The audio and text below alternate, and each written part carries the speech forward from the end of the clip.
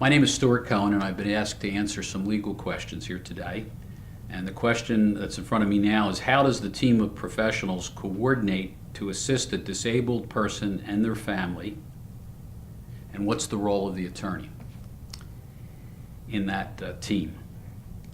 Well, obviously the first members of the team are the medical members of the team. So let's talk about them for a bit.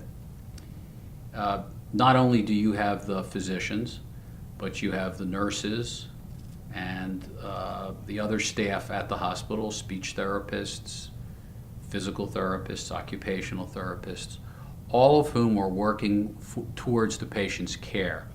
Many times the family will have team meetings either at the hospital or at the rehabilitation facility with the entire team, the treating physician, the primary doctor, the neurologist, the neurosurgeon, the orthopedic surgeon, and so on.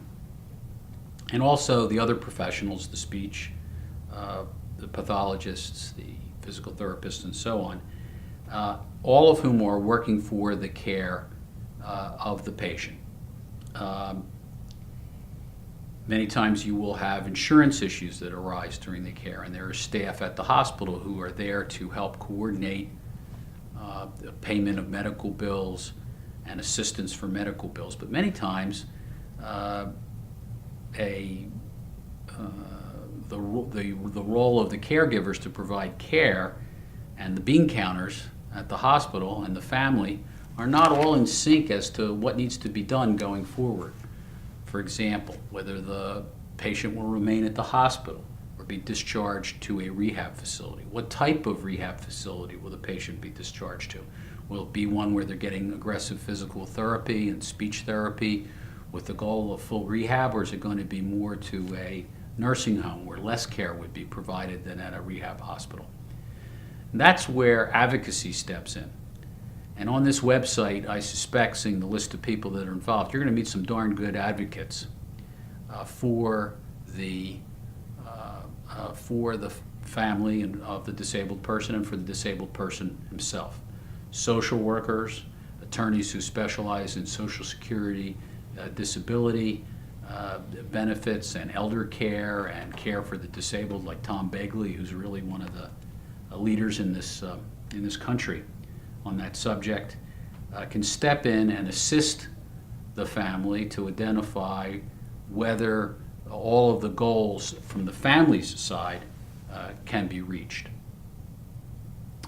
The social worker is another part of the team, and the social worker, along with medical providers such as nurse coordinators, and I know you're going to be meeting one of those as well. You're going to be meeting Monica Conrad on this website, and the social worker and the nurse professionals in the office can work together to solve problems such as medical insurance coverage, Social Security, Medicaid benefits, coordination of medical benefits, and so on.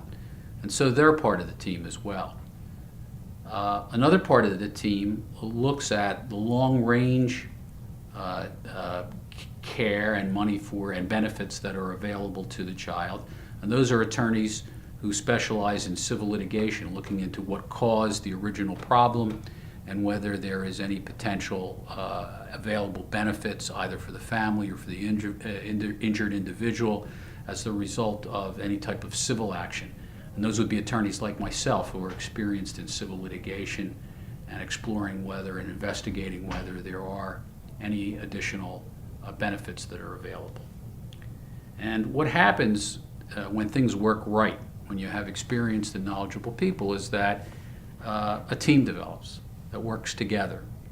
And they work together for the benefit of the family and advocate for the family with not only the physicians and the hospitals and the rehab facilities and the insurance companies, but also with any of the potential parties and the government and government benefits, but also potential parties who may have caused the harm and be responsible for that harm. In the case of children, there's another subspecialty of lawyers who work on educational plans and future educational plans for children. and coordinating benefits to see that children get all the benefits that are available through the educational system. That's the team. When it works ideally, you've got people who are talking to one another, working with one another and with the family towards a common goal. Sometimes I'm asked who the leader of the team. Well, it can depend. I'm not so sure it's important who the leader of the team is. I think it's more important that they're all talking to one another. And if your team isn't working together, if they're not like a team of horses pulling a carriage together, all in the same direction, all in the same stride, then you've got a problem and you need to address that with your team. I think that answers the question. Thank you.